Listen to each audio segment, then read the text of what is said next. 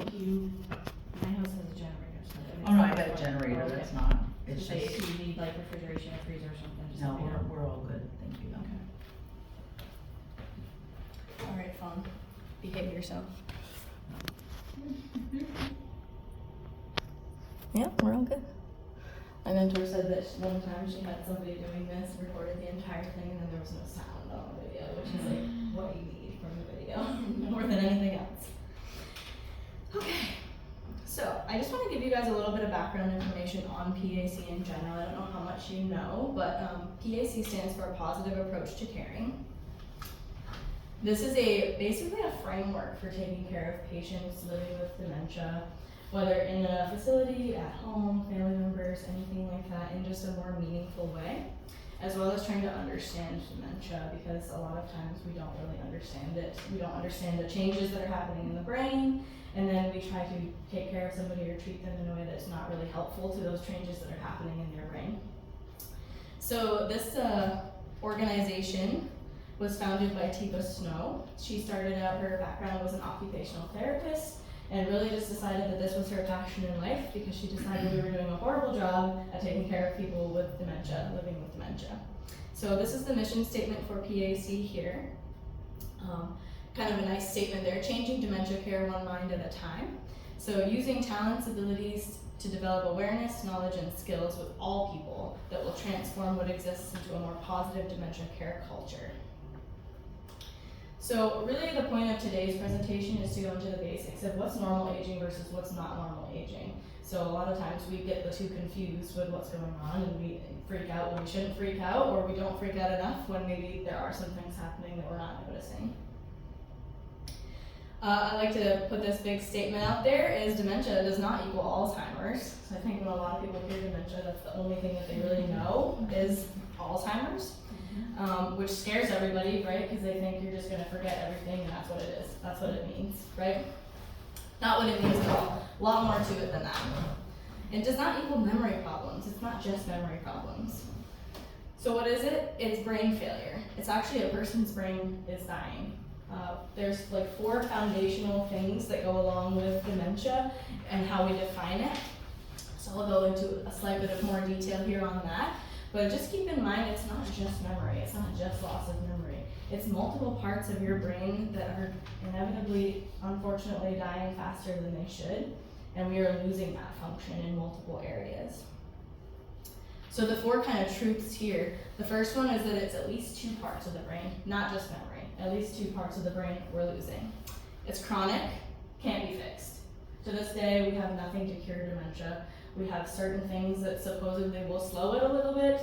None of those have really fantastically been proven. So what are we going to do about this? It's a huge issue and we don't have a cure for it. So we kind of need to learn to live with it, right? 3, it's progressive and it will get worse, unfortunately. That's just the truth of dementia. No matter what type, where it arose, it is going to progress and get progressively worse as it goes. And 4, it is terminal. So once again, there's no cure for this. It's going to keep progressing, getting worse, more parts of the brain dying, until eventually it does kill people. So I just want to show a couple of images here to really understand this fully. There's so much more detail I could go into on this, but just to briefly show you guys some of the major differences. So these 2 brains here, the one on the left here is a normal brain from someone that did not have any dementia or anything going on with them at the time that they were deceased. The one on the right is a patient that lived for a long time and ended up dying of Alzheimer's, a form of dementia. So other than that difference, these 2 were the same age, roughly the same build, had the same type of stuff going on with them. These were 2 gentlemen. This guy on the left here died tragically in a car accident, and the guy on the right, like I said, progressively died of this brain change.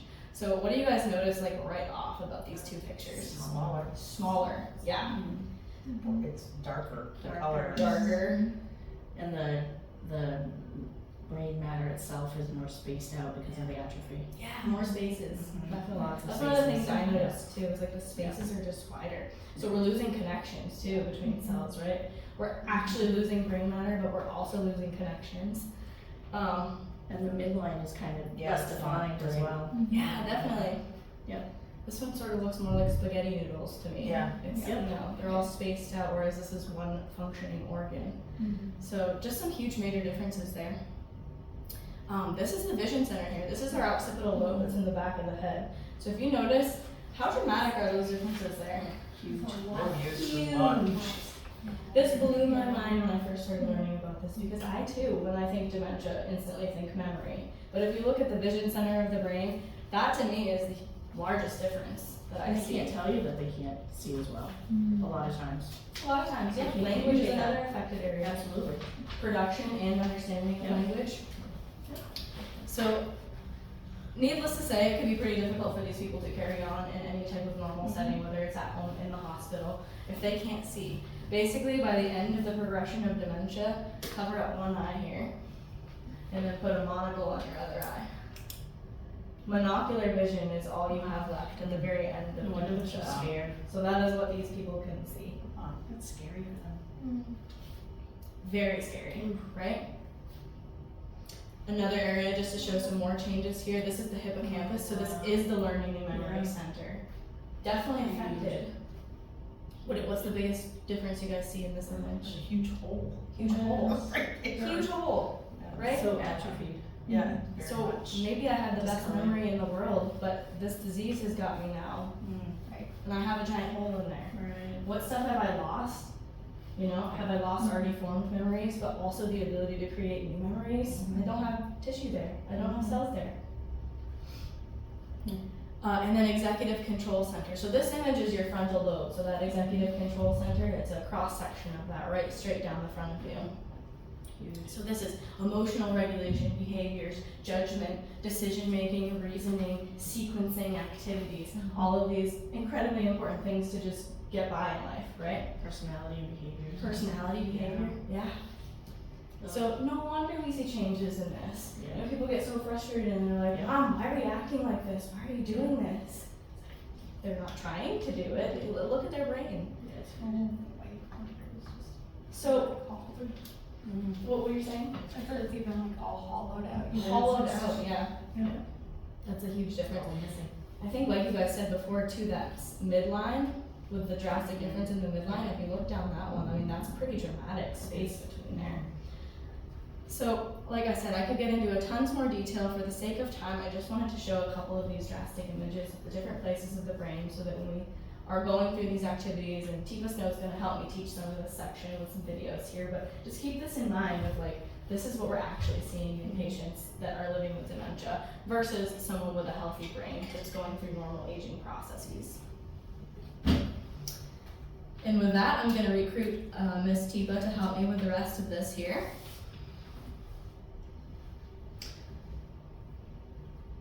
You guys can take that PowerPoint home too if you want to look at those images and really look at them more. I think they were pretty drastic myself. It shows my family, so what my grandmother's brain is Yeah. doing. Right. Because she's fighting this right now. Oh, I'm sorry to hear.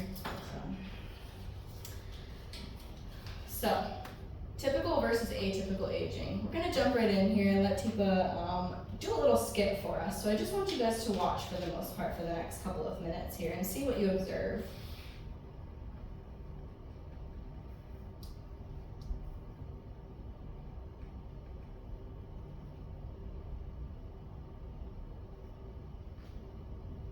What we're going to talk about now is the difference between normal aging and not normal aging. Now understand I did not say dementia, I just said normal aging, not normal aging, because one of our big misconceptions in this country is that if it's not normal aging, it's going to be dementia. And that's not true. So we've got to get that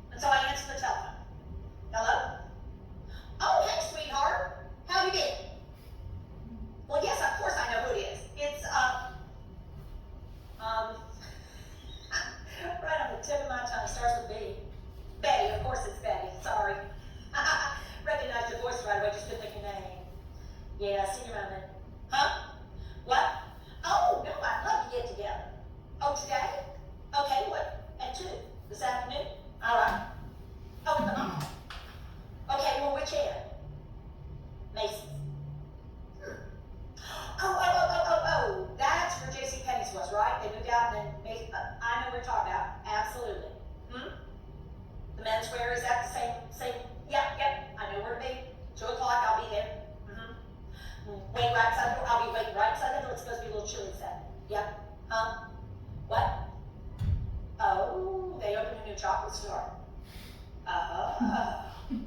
Well, you know me. You know what I'm gonna get. I'll get caramels. I always get caramels. You're gonna get. I know you like the white flaky stuff in the chocolate. Yes, coconut, of course. That's you. Huh? Oh, no, I'll be happy to call and see if Margaret wants to come. That'd be great. Yeah. On vacation pictures? Oh, yeah, I'll bring them. Wait till you see yourself in that bathing suit. Oh, I was just kidding. Just teasing you. You know how I am. Such a teaser. Get back. I feel like this is sometimes my everyday. What? No, I'm just saying I just start myself. I know. All right, sweetheart, I'll see you then. Love you. Okay, bye-bye.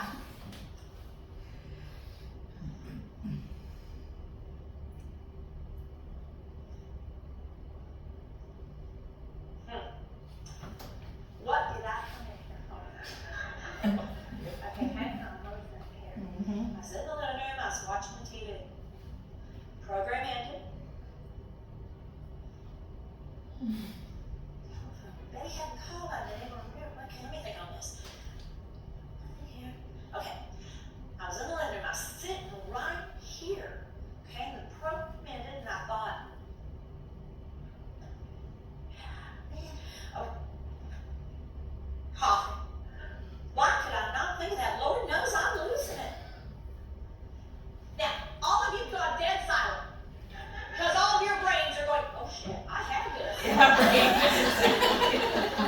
Every single one of your brains is going, oh my God. And your brain is going, that can't be the best. I don't think that's the best. That's just normal. Is that normal? I think that's normal. Your brain is talking to itself. One side's going, I think you've got that. No, she didn't say that was a good job. I think she said that was just not normal. I think it was okay. That happens every single time. The room gets dead silent because if you just think old people are worried about this crap, no, we're all concerned. Because you're going, I think I've done that. I did that just yesterday. What you've totally forgot, because in that moment your brain was going, is I said that was normal. I was going to do normal first. So here's what I think I better do. Do this. Roll your shoulders. I think we better do it one more time. You need to let it go. Breathe out all the way because you guys are like. And by the end, your brain's going, shit, oh my God, you got it.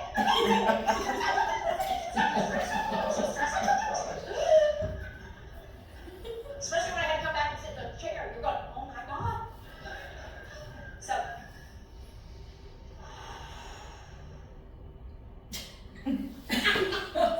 So I think I can tell from your responses, anything like that happened to you before? Oh, almost all the the time. Right? And you have that panic moment that's like, this is happening to me, oh my gosh. So why do you think that happens to us? With too much going on. Too much going on. Too many distractions. Too many distractions. Mhm. Yep. Nothing happens like as we want it, like as we planned it out. Yeah.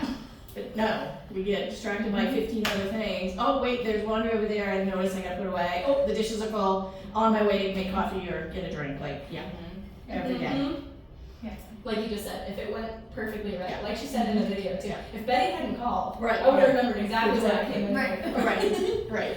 So we don't always have a plan, or it doesn't always go as planned when things are gonna happen. So let's kind of connect that to what's going on. That little panic moment that Tiba just had in that video. Have we had that panic moment before? Oh yeah. You're trying to remember what you're trying to remember. So when your brain gets stressed, we release cortisol. Cortisol is a stress hormone. It's like your fight or flight, right? And then you start getting more stressed, and you can't think even more so. And you just start spiraling, right? You're panicking. How do we stop that cycle and turn that around? So how do we drop back down those cortisol levels? Because if your brain is firing like, I can't remember what I'm doing, and then I'm panicking that I can't remember what I'm doing, I'm not able to think, I can't process, I potentially can't control my emotions. And this is a normal aging, right? So what do? Let's try taking some deep breaths like Tiba did. So let's go ahead and try that all together. We'll take 2 deep breaths all together, ready?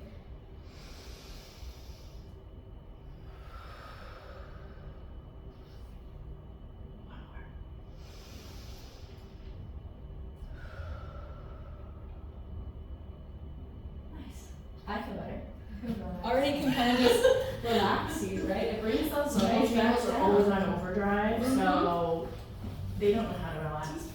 You got it. Yep. So if we're in that state, take some deep breaths, and then we can process, take in data, and incorporate it better. So let's talk about a little bit how we do that, how we take in data.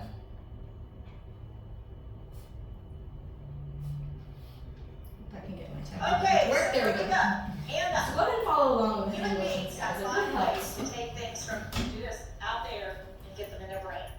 5 ways to take data from the world around you and put it in here so you can Wish it was that easy. Yeah. process it, you can understand it, you can appreciate it. So the number 1 way, notice how it's separated from all the others. It's special. Thumbs for Do me. this, be an artist.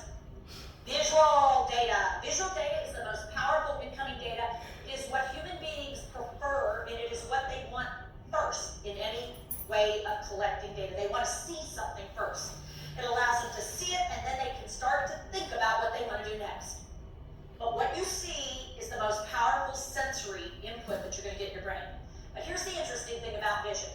Show me what you see with. Point to what you see with. Here's what I'm going to tell you. Put your hand back here. This is where you process in your brain what you see.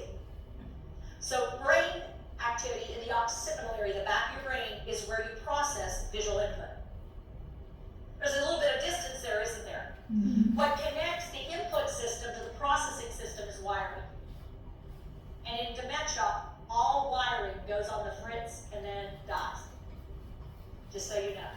So there's a lot of wiring here. It's complicated wiring. It's actually fairly complicated because how many eyes do you have? 2.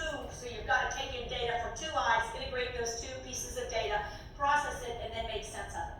So all that's happening in the back of the brain. I'll show you in a few minutes. There's a huge amount of your brain devoted to visual processing. It's huge. There's also wiring between what you see and some other parts. Second way that you get data in your brain, take your index finger. Oh, look at how it points to things. What you hear, auditory incoming. Auditory data is the second most important way that human beings get data into their brain. Auditory. But if you hear a sound off to the side, what will you immediately do? Look! Because this is primary. This just alerts you to go look and see what it is you want to see. So when it comes to dementia, visual and auditory. People with dementia pay more attention and are getting more value out of what they see than what they hear. This is secondary, this is primary. Guess what caregivers like to do a lot though? Do this. Y'all love to run your mouth. You think they're paying attention to what you're saying. What they're doing is watching you when you're saying it. And they're picking up on your visual cues, but they're missing the content cues. Because what happens is we think they're processing what we're giving them verbally, and what they're really processing is how we look visually and how we sound, but not necessarily the content. And because we're not on the same page, they're not getting this, they're getting this. We think they're getting this. This is not going to match. Who has to change it? We do. So we have to use less of this and start with this. And learn to use visual more than auditory. Third way you get data is, auditory. Put your hands right here. Your temporal lobes. Both sides are involved, but they're very different. This side is very different than this side. How many ears do you have? 2. All forms of dementia, all forms attack the brain asymmetrically. It means it attacks one side of the brain more than the other. That's how it works. It hits one side and then it spreads more. So what happens in general, the left side of the brain is generally attacked sooner and faster and more devastatingly than the right side of the brain. We don't know exactly why, but most patterns of dementia attack, you're going to see more on the left than on the right. Left, right, language areas, but they're different. Broca's areas Come over back to here, that a little bit. right? The what? Broca's areas over Third here. way right? that you get data in your brain, take that middle finger, drop it down, and touch it to the back of your Which is hand. on the left. Now this is actually complicated. And this is one of the most complicated, and it also takes up a Sensory lot of motor. brain space. This is sensory motor. You feel something, you do something, you do something, you feel something. They're wired together. So that when you feel something, if you like it, you do more of it. If you don't like it, you stop doing it. So when you feel something, you do something to change or encourage or facilitate what you're feeling, and if you don't like it, you don't do it anymore. Here's the biggest challenge of dementia care. Turn to the person next to you.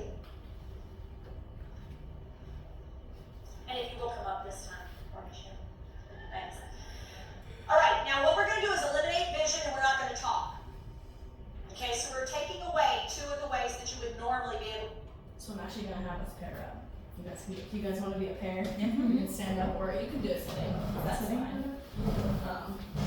You get the better effect if you're standing, so it's totally up to you either way, but I'll use Leah as my demo here. We're gonna watch and follow along with this activity that she's doing. So one of you is going to be a patient living with dementia, or a person living with dementia, and the other is going to be a caretaker.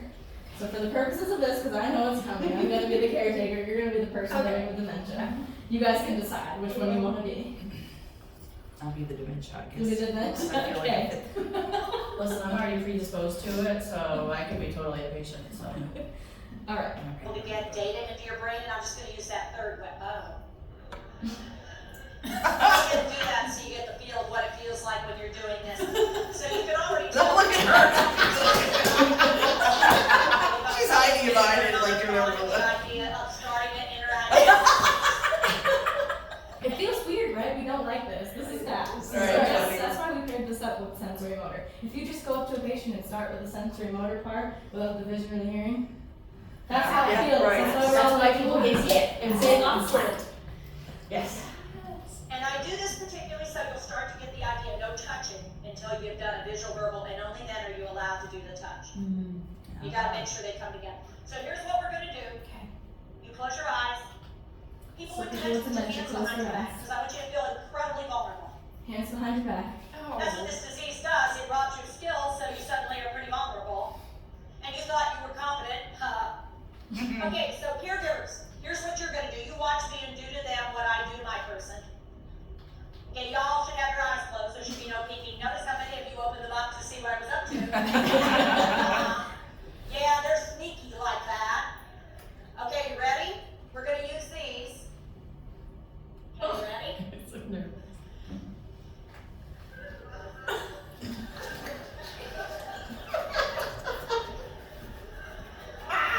And now, one Yeah, I'm gonna go down there, sorry. Oh, yeah. You'll kick me. Alright. You guys can have a seat. If you want to have your That's funny. So, I was like, ooh. yeah, crawling all over, right? I was just gonna say, so the people that were living with dementia, Leah and Denise, what did you feel there? Well, I didn't like not seeing what was coming at me, and just all of a sudden you touch. Right. It was like very vulnerable in the Yeah. sense of like, okay, I have no control over like what's Right, happening and right. I don't know what's gonna happen and you're like on guard, like you're preparing yourself Yeah. for like anything. On guard. Okay, that's a good one. It's a Yeah. good thing to remember. Feeling very vulnerable, very on guard. Love it. So why do we think that we felt that way? You kind of hit upon it a little bit, right? It was just surprising. Just surprising. Yeah. You couldn't see what was I mean, I coming. knew something was coming, I just didn't know what it was. So I was like, What did that make you want to do? I just wanted to get away. Just get And then I away, right? started like, Fight or flight. You were going with flight first. Right? Yeah, yeah, yeah. Get away. Yeah. Just get away. Yeah. How about you, Leah? Yeah. What did you want to do? I definitely wanted to like just kind of like move away for sure. Like definitely like how do I like wiggle out of this, you know? yeah. Sleep inside Yeah. away. Yeah. So, great, awesome. We wanted to get away. Let's connect that to our persons, or in our case, you know, could be a family member, could be a patient here living with dementia. What do you think how does this relate to how we take care of them? I feel like if we as providers like just start go into the room and like assume that like let's say we assume that oh they're not gonna remember what's happening anyway or like you just like start doing things then they're gonna like react appropriately first. Yeah. react Sure. Yeah. and be I think scared and- some of the things, sometimes you think like, okay, if I just kind of put my hand on them, Yeah. it's gonna kind of orient them to Yeah. what's going on, whereas, yeah, right? Right? It's not, and that's Right. not how we should be Yeah. approaching people. It seems like that's the right thing to do, is to give them that little bit, but to them, think about those visual changes too. So vision's first, hearing second, and we just went straight to go in and do that. If I walk into her room and go, let's brush your teeth, Leah, Yeah. You're like, you're gonna get that. I'm gonna get it. Awesome, guys. So, That's so many work life balance. so we didn't like that. Nope.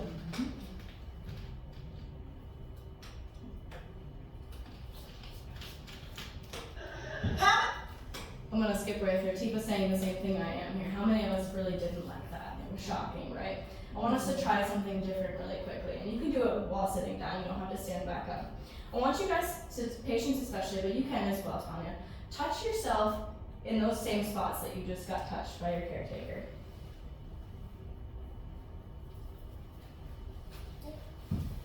Different? Yeah. How so?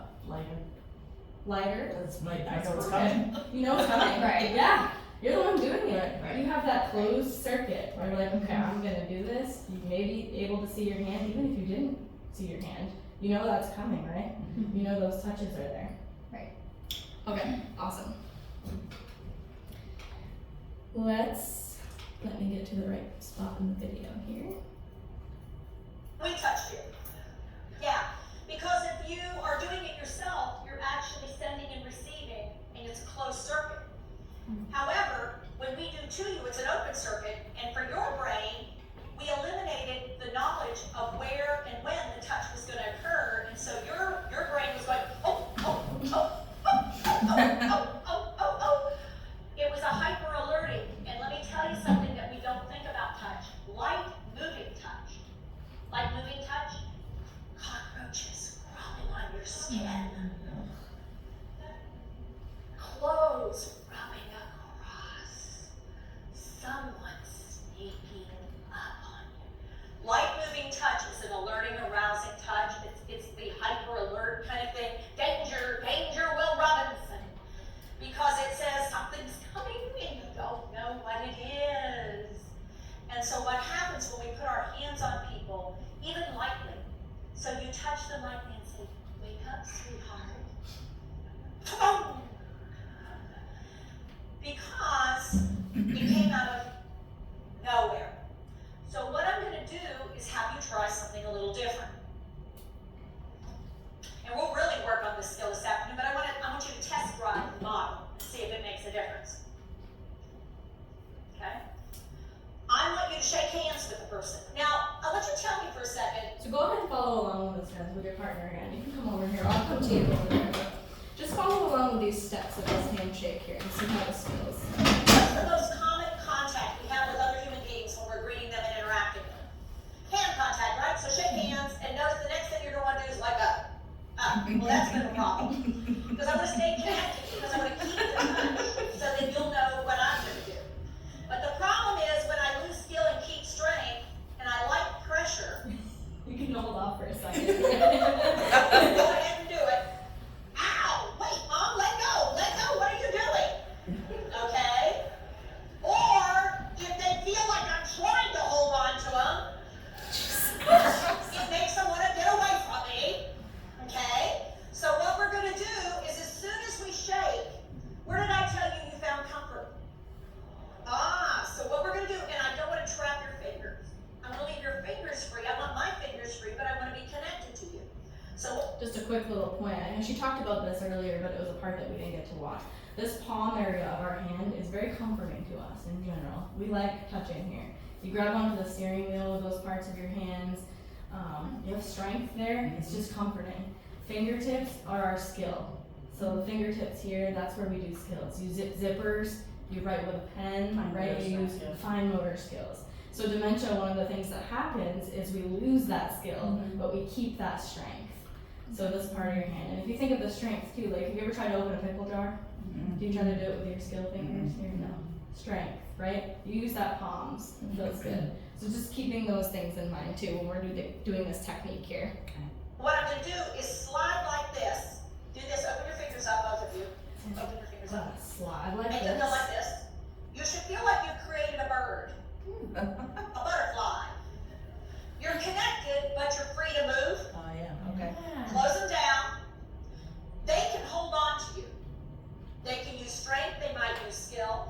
It's comforting because you've got pressure down there at the palm. And here's the really cool part. Hold on to them with your strength fingers, and you still can use your skill fingers. Oh, yeah. How cool is that? And you turn it so you're underneath, which gives the sense of, I'm here to support you and help you, not to try to keep you from doing things. Okay? Yes, how's that feel? think you guys got it done. So try that again, just to see how that feels. Going for the shake, yep, you make your little Yep. bird, Yep. connect. So if you're the caregiver here, you're gonna go underneath.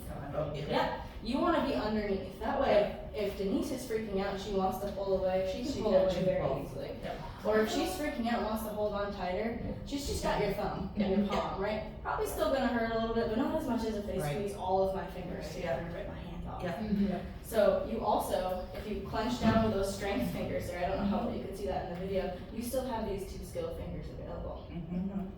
Awesome. So, you wanna try it? You wanna try being underneath? Alright, try it. So I'll be your person living with dementia. Okay.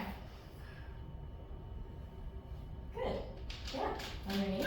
So you're gripping with these fingers, your strength fingers, and you still have your skill fingers available here. And I can hold on as tight as I need to hold on to you. You're the guiding force. Yeah, that's so much. I feel is Great. Call that hand under hand. So that's a kind of a corner technique for Here's what people. we're gonna do. You're gonna lay your other hand on top of the back of their hand. You try this. Get Just a knee little back in calm. Now there. this is an interesting Don't have to phenomenon. stand up. The oldest sensory motor track in the human brain is eye hand. It is the one that develops first. You put a baby, sit it up in 3 months. What will happen if you let go? Down it goes. It doesn't even have trunk control. Doesn't have head control. But if you lay it on its back, so it doesn't have to do a whole lot of work, and you put the dangly crap down, right in the middle range. They're fascinated by it, because they like to see it. And then they're just starting to learn how to do some of this stuff. So they're not very good at it, they don't have skill, they just have some strength, and they're learning how. And they're learning to move against gravity, and so